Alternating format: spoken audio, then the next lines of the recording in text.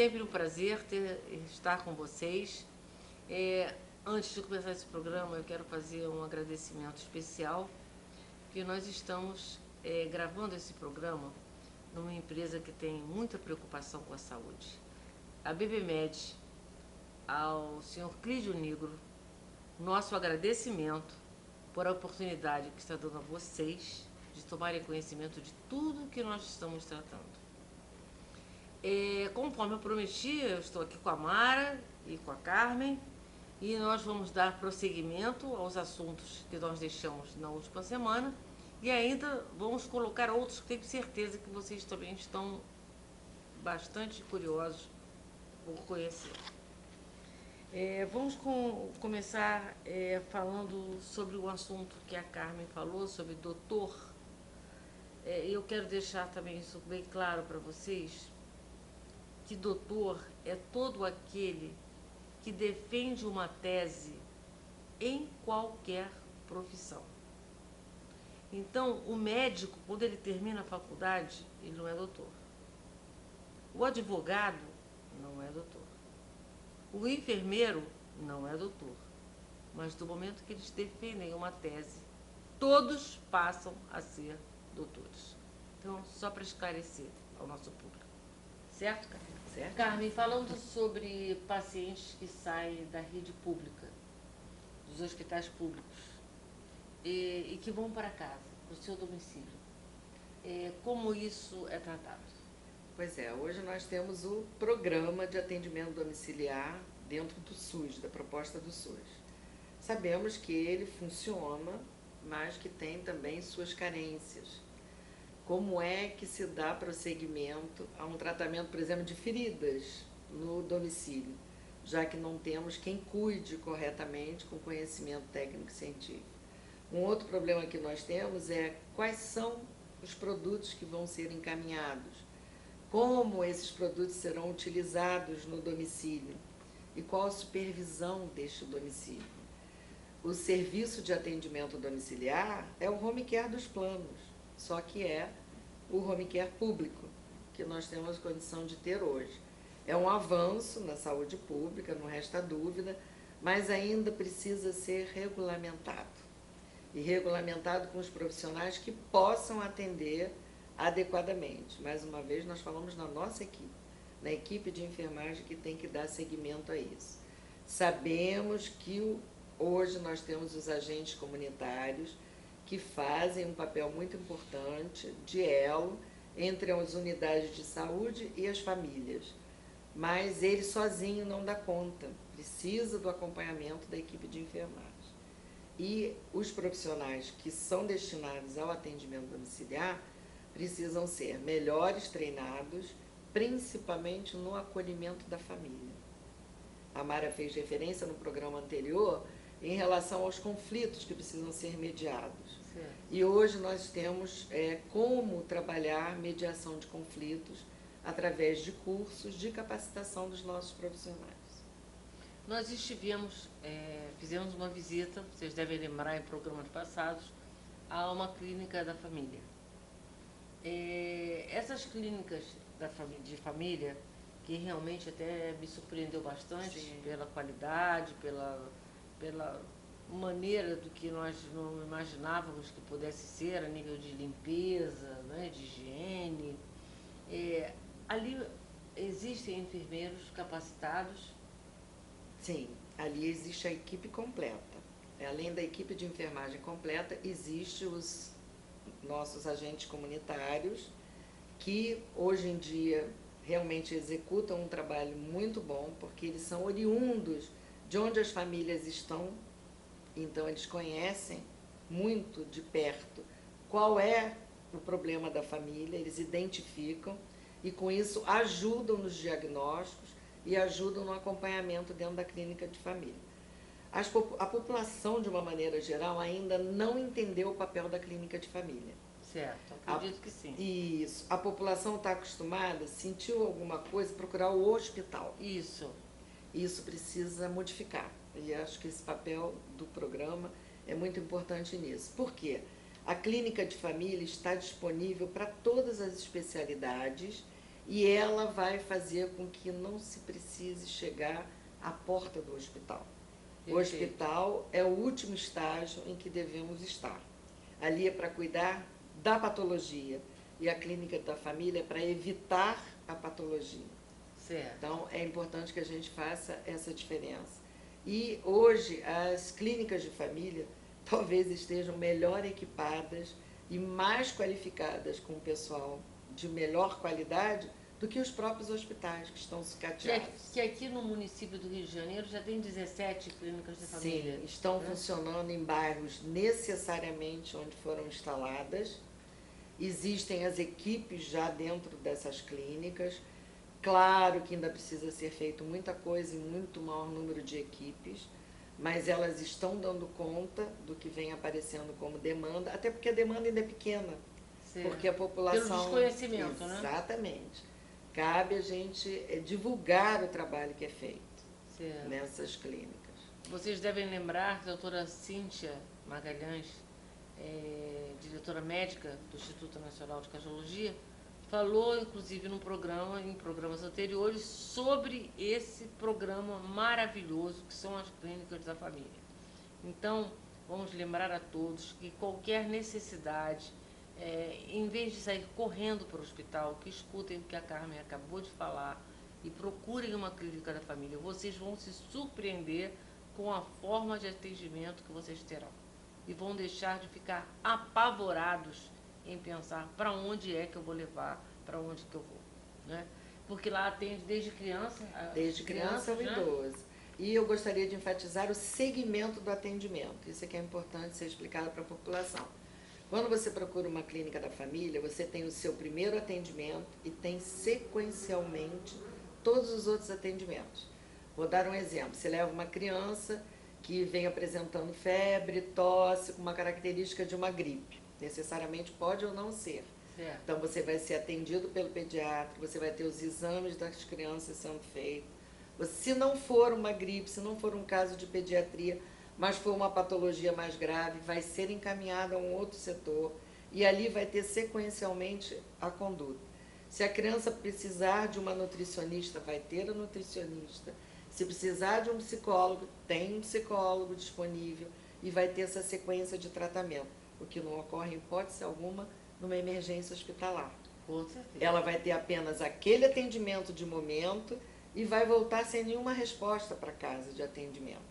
Certo. Então, o mais importante é que a população aprenda aonde deve ir num primeiro momento para buscar o seu atendimento. Certo. Quer dizer que mesmo aqueles que têm seus planos de saúde podem usar também da clínica da família. Podem e devem. Eu quero enfatizar uma outra coisa importante. Todo cidadão brasileiro tem direito ao cartão SUS. É feito em qualquer unidade de saúde, gratuitamente, para que ele tenha o atendimento em qualquer lugar do Brasil, com o seu cartão SUS. Aquele cartão SUS vai garantir o seu cadastro como uma pessoa que está necessitando de cuidados de saúde, em qualquer lugar que ela esteja, independente se ela tem plano de saúde ou não. Cabe lembrar também que hoje os planos de saúde estão pedindo o número do cadastro SUS. Porque a maioria das pessoas não tem esse cartão SUS. Porque não tem conhecimento. Não sabe que pode ter. Esse cartão é gratuito e qualquer unidade de saúde faz. O nosso programa, eu quero deixar bem claro que é um programa para esclarecer nós, leigos, que não entendemos absolutamente nada de medicina, de enfermagem, de qualquer tipo de tratamento. Então, para nós é altamente importante estarmos com pessoas como a Carmen, como a Mara, que estão nos fornecendo todos os subsídios necessários para que a gente não fique mais naquele desespero, naquele soluço, sem saber no momento o que fazer. Hoje nós temos as clínicas da família que estão disponibilizadas a atender quem tem plano, quem não tem plano, criança, idoso, meia-idade, enfim, a qualquer pessoa. Perfeito, cara? Qualquer pessoa. Então, eu acho que essa informação é uma informação básica, fundamental, que eu gostaria de deixar no programa, gravado no programa. Eu queria perguntar a você, né, também a respeito dos colégios, das crianças, Queria que você continuasse um pouquinho falando de quando as pessoas fazem viagens dentro de aviões, se existem pessoas com capacidade para dar um atendimento. Olha, duas coisas importantíssimas. Os colégios devem ter um núcleo de saúde interno, independente de serem colégios privados ou públicos. A rede pública hoje tem um programa de saúde escolar editado pelo Ministério da Saúde e deve ser cumprido por todas as escolas do país. O programa de saúde escolar enfatiza que a criança deve ter o seu primeiro atendimento numa unidade pública, atenção básica, e se for de escola particular, como todos nós temos alunos em escolas particulares com seguro saúde da escola particular, isso fica a cargo desse seguro saúde, mas não livra a escola de ter um profissional, pode ser um auxiliar, um técnico ou um enfermeiro, como aqui no Rio algumas escolas têm, para cuidar da saúde do escolar.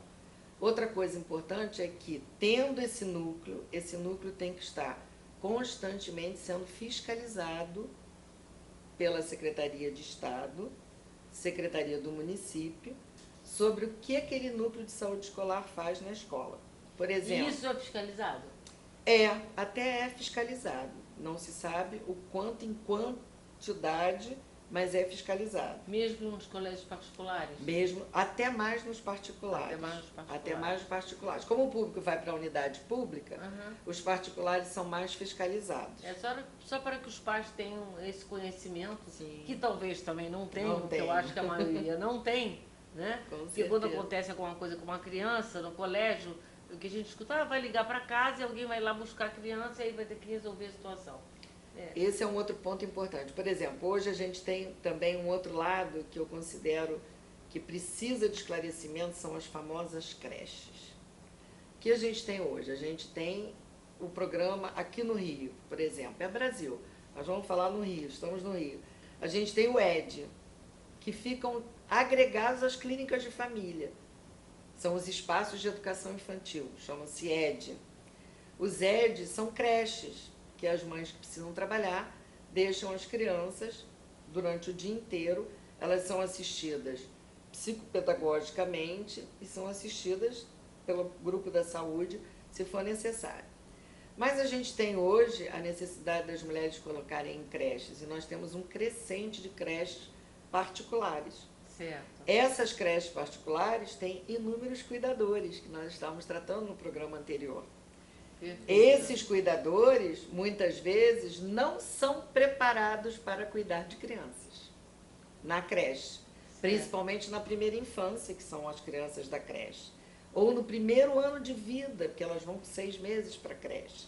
Então, esses cuidadores, eles têm que passar por capacitação especial para estarem em creche. E hoje existe uma fiscalização em cima dessas creches. Então, eu gostaria de lembrar que as mamães de primeira viagem especial e as mamães que têm condições financeiras melhores, que procuram, às vezes, as creches pelos nomes, ou pela moda, ou pelo que a mídia indica, nem sempre se preocupam com o que a creche oferece. É verdade. Para a sua criança, É para o verdade. seu bebê. E muitas vezes são surpreendidas. Nós somos muito mais preocupados com a alimentação, se beber, Isso, né? se vai ter a recreação, se vai ter o opcional da creche, Isso. mas não com o cuidado integral da criança. Certo. E a gente precisa lembrar que ali tem professores que estão preparados para a educação infantil, existem as pessoas que estão na área de alimentação, as merendeiras, as copeiras, que devem ser treinadas para isso. Que Porque são nutricionistas? Não, a escola tem, a creche tem que ter uma nutricionista, Certo. mas necessariamente ela não fica lá. Certo. Ficam as copeiras e as merendeiras que são treinadas pelas nutricionistas, Certo. normalmente. E tem os cuidadores, que são os auxiliares de creche, como são chamados. Esses auxiliares de creche não são professores, eles são treinados como auxiliares de creche. Hoje tem cursos para isso também, como cuidadores de criança. Então, a gente tem que enfatizar, em relação aos cuidadores, o diferencial de cuidadores que nós temos. Você tem cuidador de criança, cuidador na escola, cuidador de idoso, cuidador de enfermo crítico, que é aquele crônico crítico. E para isso a gente tem que saber que ele precisa ser preparado para cada etapa dessa. Eu acho que esse termo cuidador ficou bem esclarecido. Certo, Mara? Você Bem esclarecido e muito amplo. Isso. Porque eu acho que a partir desse momento vocês não vão ter mais dúvida sobre o que é cuidador e o que vocês precisam saber sobre cuidador. Eu queria também perguntar a você a respeito de avião, que todo mundo fala muito sobre isso. Agora, então, que vem uma nova novela, que vai ser filmada em Machu Picchu, e todo mundo sabe que no Peru, quando as pessoas chegam, as pessoas ficam, que passam muito mal por causa da altitude. Então, existem pessoas dentro das aeronaves que são aptas aí à TV? Esse é um grande problema. Existe uma especialização que se chama aeroespacial. No Brasil, se tentou formar algumas pessoas, eu tive o prazer de passar por essa formação, mas não se deu crédito a essa especialidade como se tem nos Estados Unidos, no Canadá, na Austrália. São os países que mais enfocam isso e se preocupam. O que acontece aqui no Brasil? A gente tem um serviço de atendimento nos aeroportos, obrigatório pela ANAC. Tem um serviço de saúde em cada um dos aeroportos, para qualquer tipo de emergência. A gente tem um serviço aeromédico da própria aeronáutica e de empresas contratadas para os aeroportos. Para qualquer emergência, o voo volta, o atendimento é feito e tal. E os grupos de tripulantes das diversas companhias aéreas que nós temos no país passam por treinamentos de primeiros socorros. Os tripulantes têm que ter treinamentos de primeiros socorros.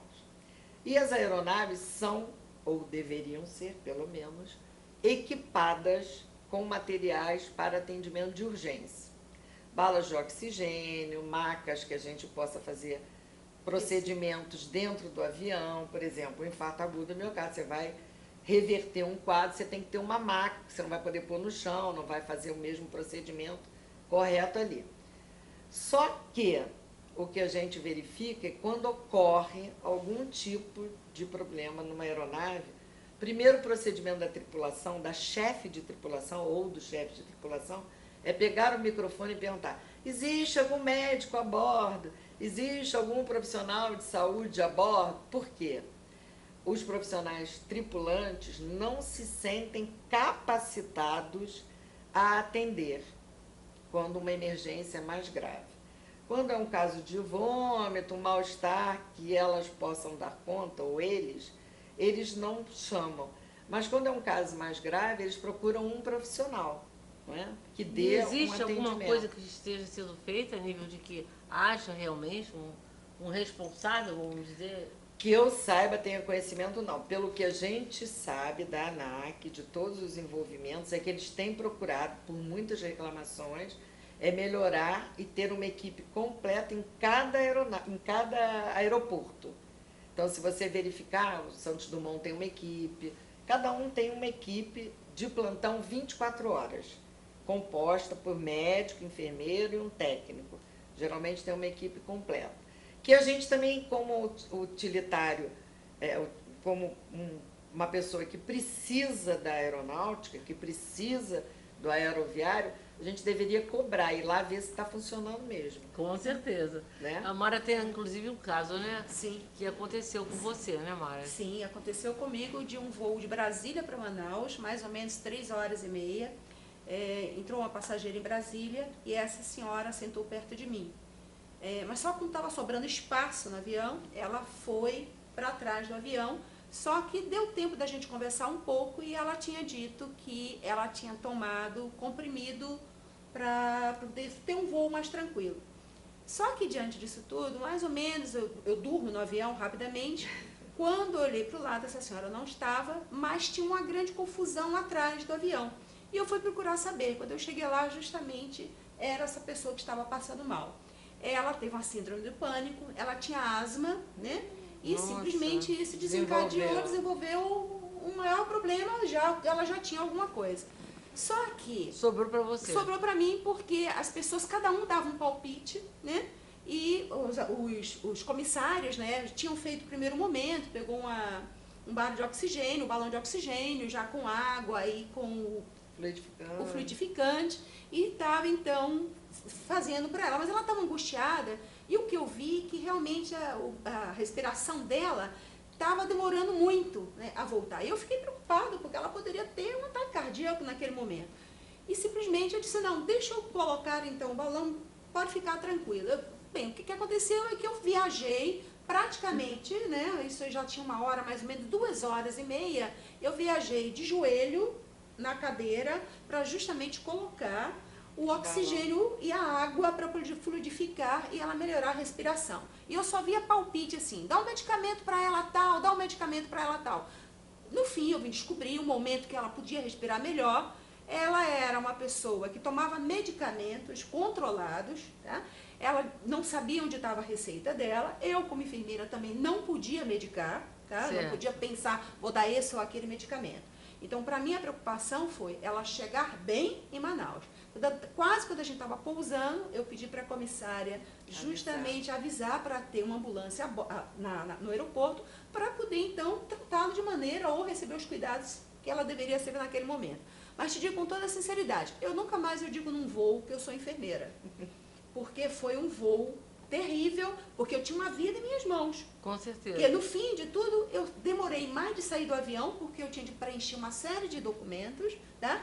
Graças a Deus a paciente saiu bem. E da sua própria responsabilidade. Minha responsabilidade, desde quando eu assumi, a responsabilidade foi minha, concorda, né? Lógico. Então, posso dizer com toda sinceridade, isso não aconteceu só uma vez, já aconteceram outras vezes. Com certeza. Tá? E posso te dizer, eu não acho que os comissários estejam preparados para que possam atender um caso, né, que realmente requer cuidado mais específico, técnico e cientificamente. Eu não acho. Então, outra vez, nós vamos dar aquela chamada que nós sempre fazemos. Gente, vamos começar a solicitar, vamos começar a pedir. Quando nós entrarmos no avião, a gente tem que se preocupar em saber se existe... Porque a partir desse momento, as companhias aéreas, elas vão começar a ver a necessidade de ter a bordo uma pessoa especializada, pelo menos nos primeiros socorros. Sim, eu acho que isso é sine qua non, não é, Carmen? Pelo menos, né? Porque te dão uma maleta com diversos medicamentos, né?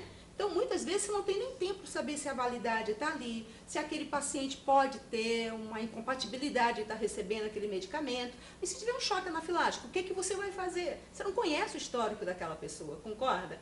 Então, até nós que possamos estar naquele momento para ajudar, temos também a responsabilidade de estar atuando naquele momento de forma que poderia ser adequada, inadequadamente pelo tempo, né, que você tem de estar... A urgência que você tem de estar melhorando aquele problema.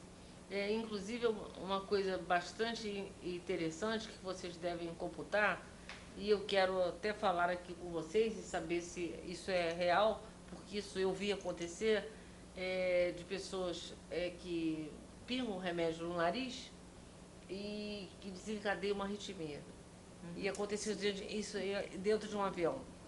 Né? Isso é uma coisa, e é uma coisa comum. Potencializa, né? Porque no avião, às vezes, a pessoa sente que ela tem dificuldade de respirar, pessoas com uma rinite, com uma coisa qualquer simples, comum, e de repente passam a ser o terror a bordo. Sim.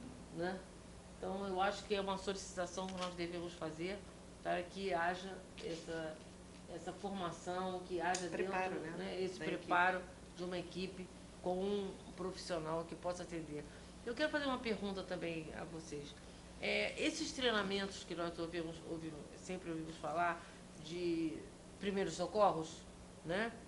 Eles são dados por enfermeiros? Sim, por enfermeiros e médicos também. Enfermeiros e médicos. Né? São dados. Existe protocolos de treinamento, isso é importante dizer. Para cada treinamento existe um protocolo da Heart Association, que o Brasil segue também. E aí o que acontece? Tem desde o mais elementar ao mais complexo, treinamento de primeiros socorros. E os profissionais de saúde, eles devem ter o mais complexo, ou seja, a totalidade de treinamento.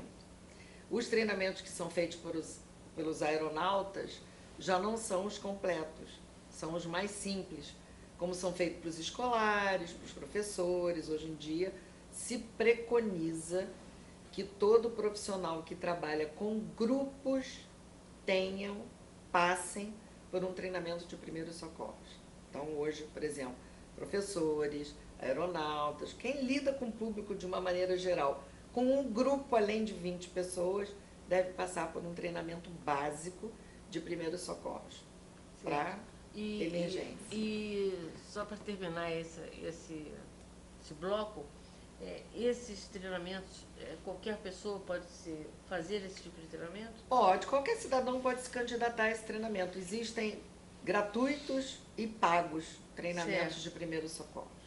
Certo, então isso aí eu acho que... E podem ser solicitados às secretarias de Estado, município e federal. Carmen, eu queria fazer uma pergunta a você a respeito da Agência Nacional de Saúde sobre o rol de procedimento sobre a consulta de enfermagem. Essa é uma grande discussão que nós levamos 5 anos brigando com a ANS, como representante do Conselho Federal de Enfermagem. Primeiro, para conseguir o assento junto com os doutores médicos, entre aspas.